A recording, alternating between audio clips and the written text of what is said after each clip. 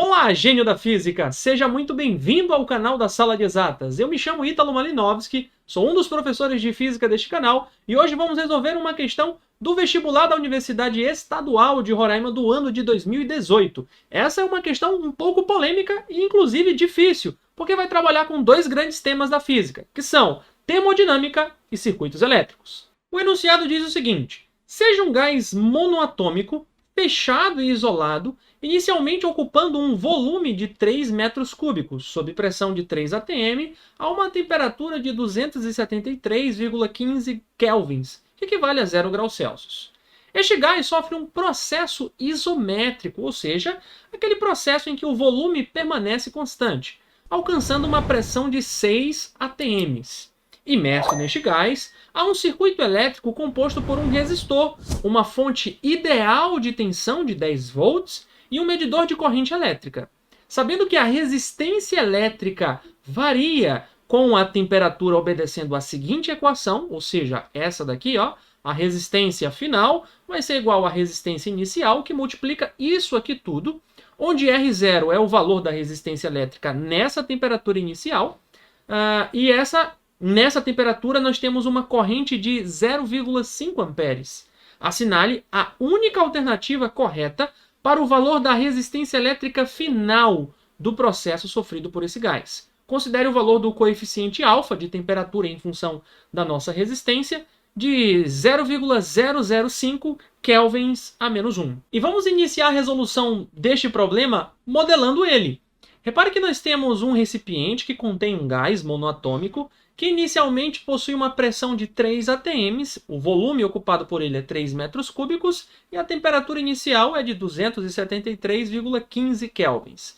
Nesse sistema, a gente também tem um circuito elétrico com um resistor, que tem no início uma resistência R0. Nessa situação, a corrente que atravessa esse circuito vale 0,5 amperes e a nossa fonte de tensão, a nossa bateria, é ideal e vale 10 volts. O que acontece é que, ao ser percorrido por essa corrente elétrica, este resistor aqui vai acabar transformando a energia elétrica em energia térmica. E essa energia cedida ao gás vai fazer com que a temperatura desse gás aumente durante esse processo.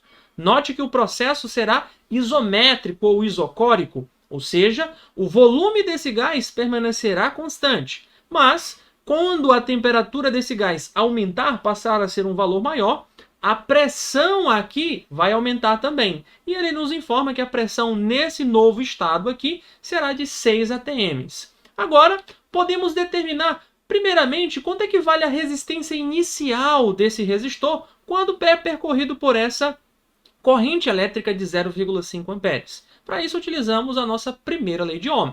A resistência inicial vai ser a ddPu sobre a intensidade de corrente inicial I.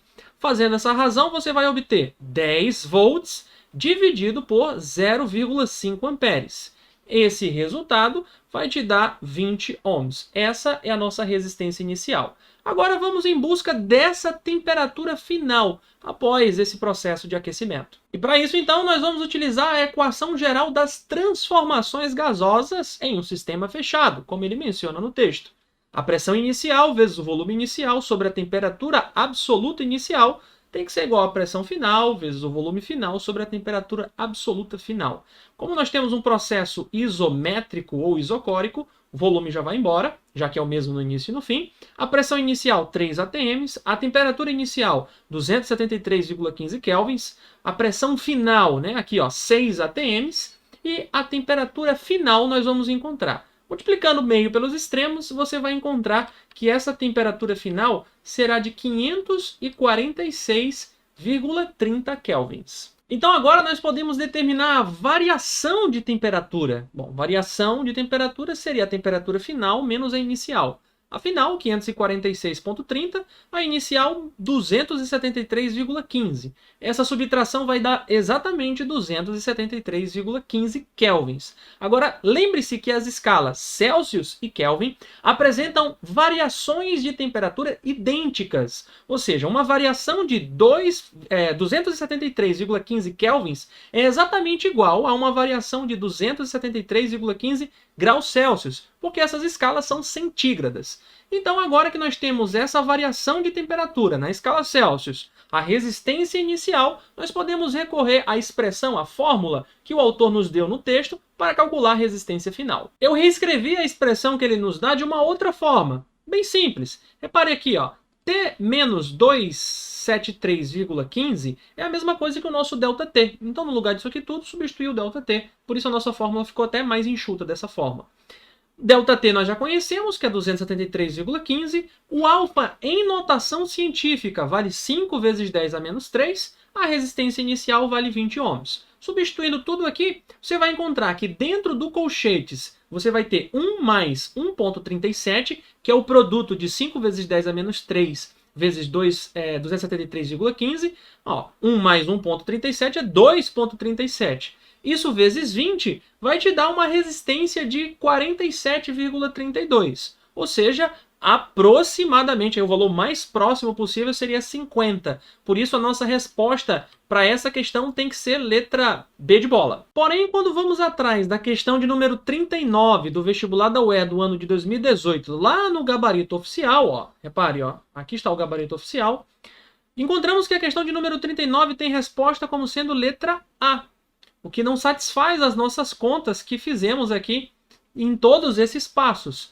E aí, qual seria a resposta? Bom, a resposta para a pergunta que ele faz, que é o valor da resistência elétrica final, é de aproximadamente 50 ohms. A resposta poderia ser a letra A se ele tivesse perguntado a variação de resistência nesse processo. Repare, a variação de resistência seria a resistência final, aproximadamente 50 ohms, menos a resistência inicial, que é 20 ohms. E aí encontraríamos que a variação desta resistência seria de 30 ohms. Logo, teríamos a resposta como sendo letra A. Porém, o enunciado pergunta o valor da resistência elétrica final. Por isso, então, a nossa resposta tem que ser a letra B de bola, aproximadamente 50 ohms. E você conseguiu compreender todos os passos que fizemos até encontrarmos a resposta? Você concordou com todas as etapas? Se houve alguma discordância, alguma coisa que você não entendeu, escreva aqui nos comentários. Sempre é bom dialogar e ter pontos de vista ou interpretações distintas. Eu espero que tenha ajudado você nessa resolução dessa questão. A gente se vê numa próxima. Fiquem com Deus e até lá!